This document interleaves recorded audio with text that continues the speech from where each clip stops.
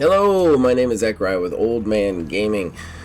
Welcome to another Snap Judgment Review. What's a Snap Judgment Review? If you've never listened before, this is where I do a review. I think game reviewers nowadays get a little bit caught up in 100%ing or near completing a game before they're willing to do a review. They forget what it's like to play it for just a few hours. So that's what I do. I play the game for about 5 to 10 hours. I give you an idea whether you're going to enjoy it right off the rip or not. That coupled with the fact that I think games are one of the most subjective forms of art, I won't be giving a score to this review. Instead, I'll be giving you an overview of what the game is. Then I'll be listing the pros and the cons of the game from my point of view. And then I'll be telling you whether I personally will be sticking with this game outside the purposes of this review, this piece of content. So what am I reviewing today? I am reviewing the runaway multiplayer extraction shooter Ark Raiders. I gotta give it to Embark Studios on this one. Everybody was really skeptical when they said they were going to bring a multiplayer shooter out right between Battlefield 6 and Call of Duty. And they said, you know what, we think we're going to be fine. And they have been. They have been running away with the market, at least recently. They've got plenty of player counts. Everybody's very happy with the game from what I understand. So overall, it has been a good experience for most. But was it a good experience for me? Do I think it'll be a good experience for you? Well, that's really the question here. But before we get into that, let's do the overview. What is Ark Raiders? I still haven't figured out how to get to the codex. We'll talk about that in the cons a little bit. But what I understand of it is that we're post-apocalyptic. You are a character that lives in this city called Speranza. Speranza is an underground city, deep underground, away from the robots that have killed everybody on the surface of the planet. But to survive down there, you have to go up top and loot trash, basically, and then bring that trash back. That trash back allows you to trade for stuff. It allows you to sell stuff for money. It allows you to recycle stuff for crafting supplies, all that fun stuff, to upgrade your own stuff to go in again. However, if you get knocked out or taken down, up on the top, whatever you had with you is lost, with the exception of one pocket called the safe pocket. Whatever you put in there comes back with you no matter what. All of that being said, it's an extraction shooter, so the PvP VE content. So there are other players in each instance. The way they do it is you can get jumped into a map. Every time a map comes up, you get I think it's a maximum of 30 minutes, but you can get put into that map, matchmaking wise, all the way up until there's only 15 minutes left. Once the timer runs out, the entire map is detonated and your character dies. So the trick is you have to get in, loot what you're looking for, and then get out at these specific places. Each map has its own little specific place to get out, as well as what's called raider hatches, that if you collect a key, you can use that key to just take a one-way trip out in a place where nobody else really is. Whereas the public kind of exits tend to get a little bit crazy because you don't know if the other players are going to try and attack you. There's almost always other players there. There's also almost always a bunch of robots there because other players have been using the elevator, so it gets a little bit chaotic. In addition to all that, the traders, the guys you trade stuff with, also give you quests. These quests are things you have to do out in the field. One thing about these quests that's interesting that we will talk about is that they are not... They're very dynamic. When somebody tells you, hey, you've got to go turn on this field depot, you have to figure out what a field depot looks like from context clues that they give you, and then find a field depot on your own. It's not just marked on your map, which I found pleasantly surprising and interesting in a game like this. So there's that. You're trying to complete these quests and just level up your character, which also allows you to spec in skill points. It also allows you to, like I said, upgrade your little living space. You also have a really cute chicken who goes out and gets you extra parts. So even if you go down, you're getting something just from going up there. And you gain experience for being up top. So while up top, it becomes increasingly more dangerous to get back out. You're gaining more and more experience. So you have to balance that with leveling up your character. All right, so let's go into the pros and cons of this one, because I think that's basically the overview. I mean, it's third-person shooter, extraction shooter. It's very simple. It's very straightforward with the way it goes. So let's go into the pros and cons. I like to go positive first, so we'll start positive. I like the music here. It has this kind of 80s Stranger Things synth vibe in the background, and I enjoy it. I thought it kind of... Games like this, you end up hearing the same track over and over again, so you have to kind of balance like the track not being like something that you're constantly like, like that you get sick of because you can hear it so much, but also nothing. So like it is a nice track that like kind of complements the world, the aesthetic. Nice tracks which complement the world and the aesthetic without being overdone or getting in the way in any moments in time. So I enjoyed the music in this game. It's not my biggest compliment. I'm going to say my biggest compliment for last. Then we've got the map design.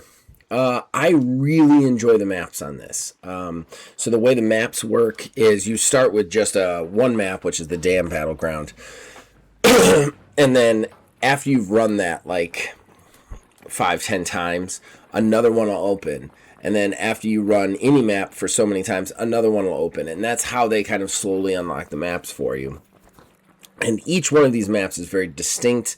It's very interesting and very logical. I thought they were also very, very unique.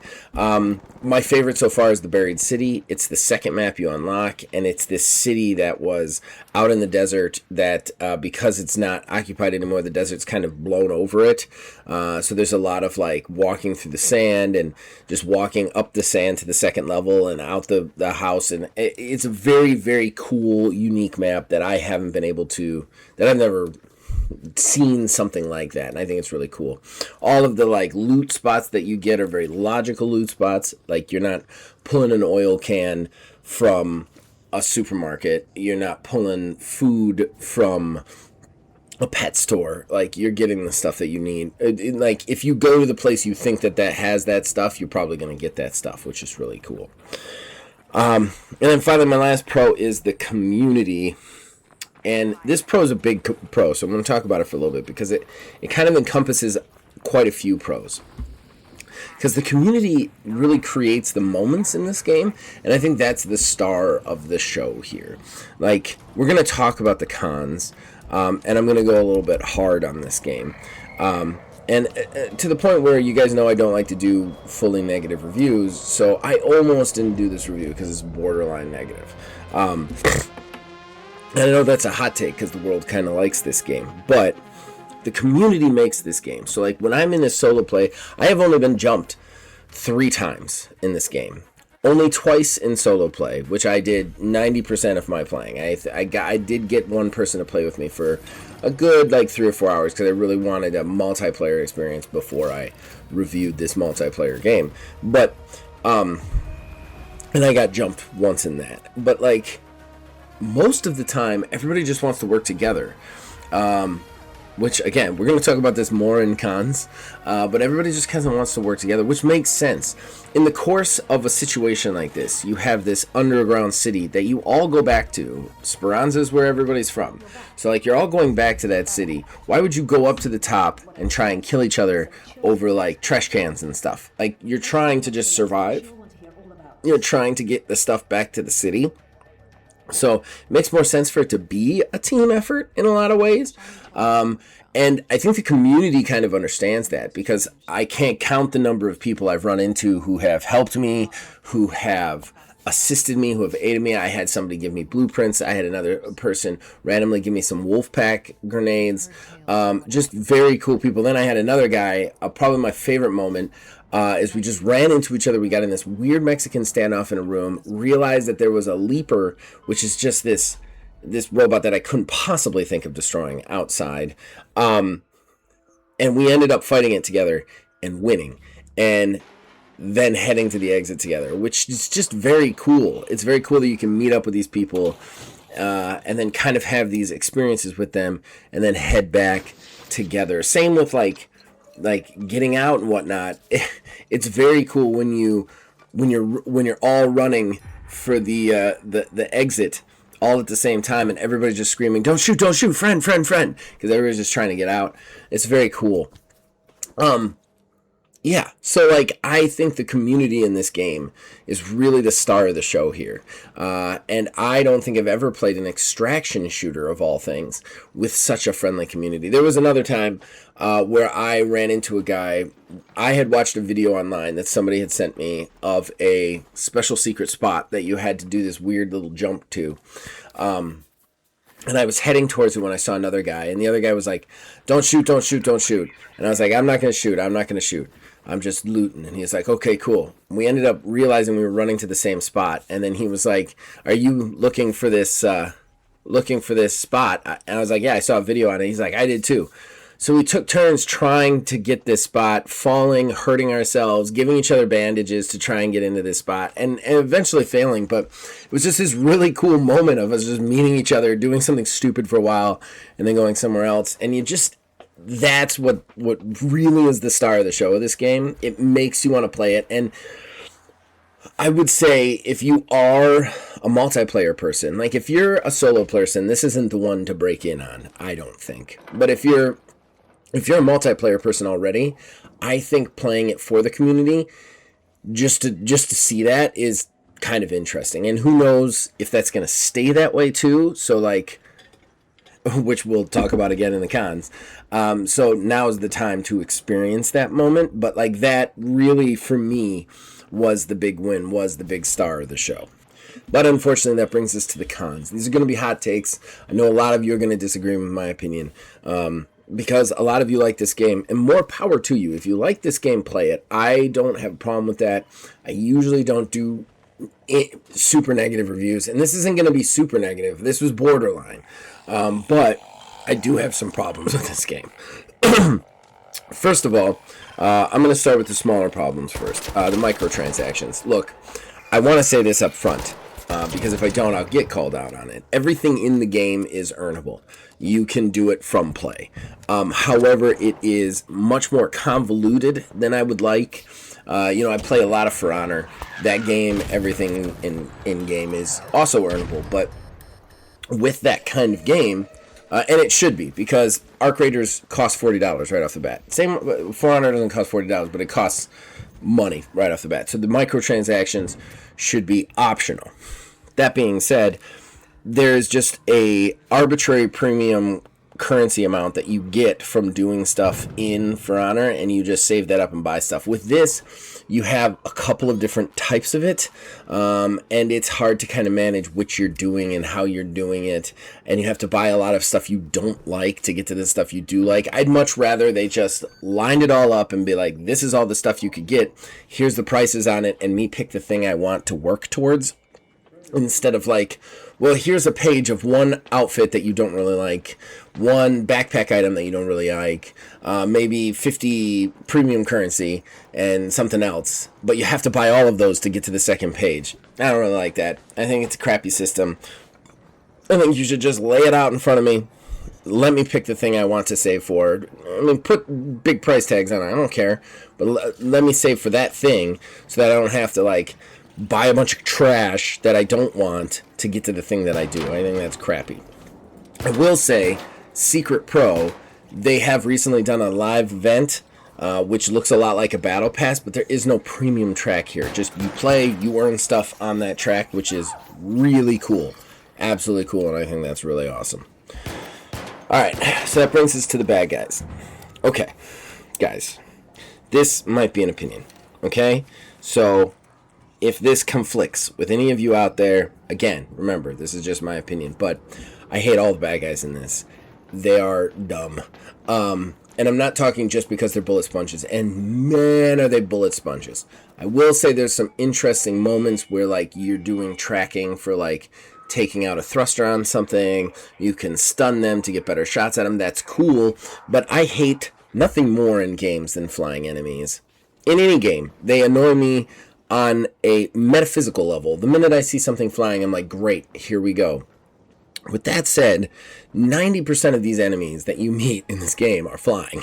Everything is flying. In fact, to the point where you start getting missions from the grenade guy, the grenade trader, and I'm like, what is even your job here? Because everything's flying. I can't hit him with a grenade. Like, it is obnoxious how much flying shit is in this game.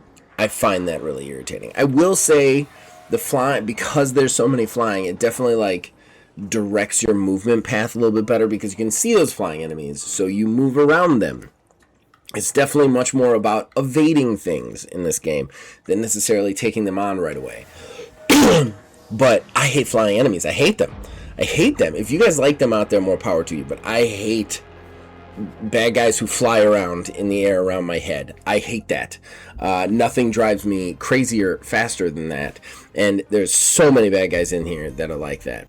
The other bad guys you face seem unkillable, and I'm sure they're not. I'm sure that I can get leveled up to the point where I could get there, but it's extremely frustrating that, like, the really cool bad guys that you see, it's like you are running from them. You're not fighting them, you're running, period.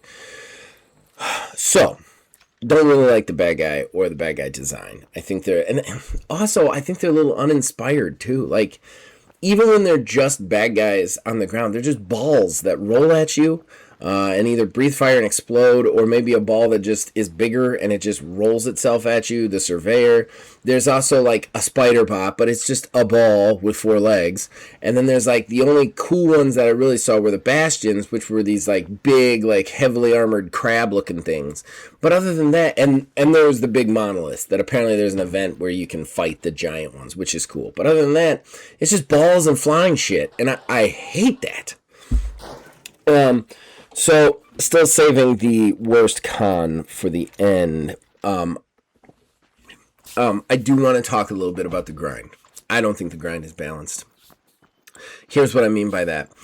Like, you go out to find these blueprints. Like, the blueprints are, like, made to be the most valuable thing that you can get in the game because they allow you to craft new weapons, more powerful weapons to take out and fight bigger things. I totally get that. However, when you get a blueprint, you can't craft it at your workbench till you level up your workbench. By the time you level up your workbench, you've usually found one of those guns, or even 2 or 3 of those guns, which I find seriously irritating.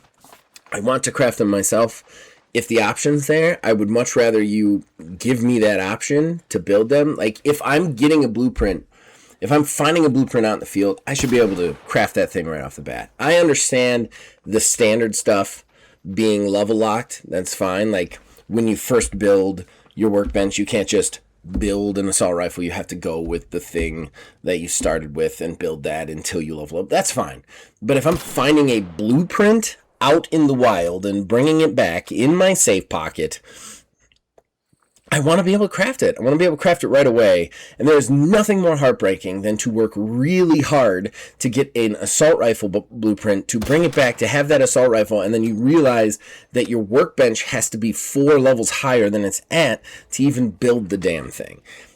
I can't tell you how frustrating this is, and it's a big source of like why I am having a hard time with it. The grind in the beginning is rough. The guns that you are able to use right off the bat, I don't think are very fun or cool, and the cool guns, I'm assuming, are all locked behind really high like requirements on your workbench. Again, I don't have a problem with me not getting them right away. But if I go out and I get a specific blueprint to bring back, I should be able to build that blueprint. It just miffs me every time. So I'm stuck with the lower level stuff that I get just from leveling up or purchasing, which makes me kind of feel like all the workbench stuff is kind of useless anyway. So, I don't really like the grind. I think it's one of my biggest things that keeps me from truly loving this game.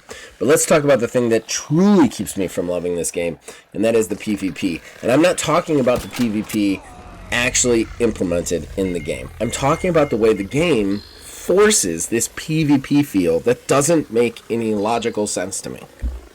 So, like, again, we talked about this before. Everybody comes back to the same city. Why would you come back to the same city and be like, hey, Bob, sorry, I tried to shoot you and steal your stuff the other day. Like, that's insane. Like, even if they were rival factions, like everybody you saw out there was supposedly from another city. Okay, I could kind of get behind that. But you've got one city of all the people on the planet left who are fighting the robots. Why would they be trying to shoot each other? They just wouldn't. It's just not logical. And, like, not only is it not logical, but it creates this weird thing because the players don't think it's logical. It's obvious because, again, I have been playing this thing for 10 hours. I actually put more time into this than other ones because I wanted to give it a fair shake. I have run countless runs. I have only been jumped 3 times. 3 times, and only twice in solo, which I played 95% of my time.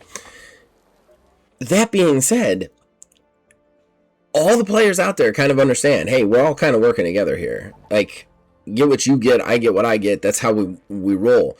So why then does the game itself force it? Because there are actual, like, quests where, like, you have to shoot other players with your shotgun so many times to get creds, which are, you know, the in-game currency to get stuff. Why is that even a feat? Why can't I switch that out to a different feat? Why do I have to focus on fighting other players at any point in time? There's a lot of, like, little stuff that kind of, like, pushes you more towards fighting other people. I don't want to fight other people.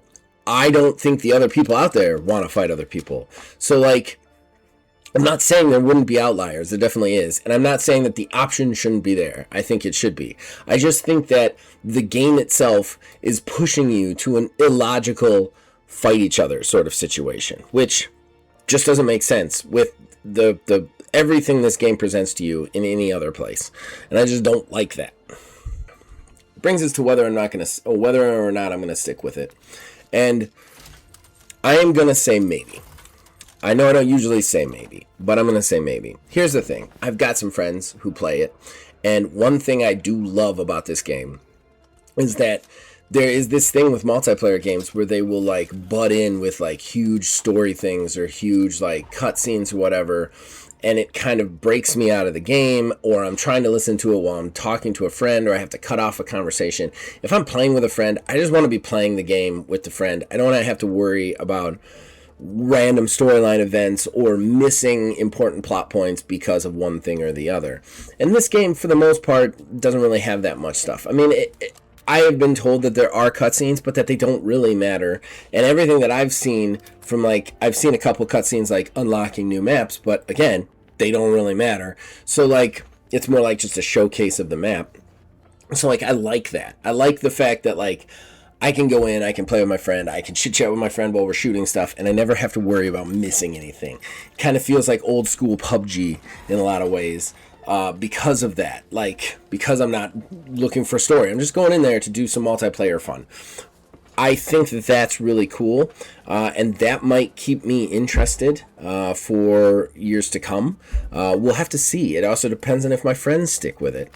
I will say I do like the way that they're doing their events. I thought that was really cool, so I'm looking forward to, like, seeing more of that in the future. So for now, it's definitely in my play rotation. Whether it will make the long haul, only time will tell. So I don't know if I got this right. I don't know if I got this wrong. You guys can tell me in the comments below. Don't be too mean. But other than that, you can reach us on Discord. Links in the description below, and you can influence everything we do from there, and as long as you guys keep watching and listening, we'll keep making them. We'll see you guys next time.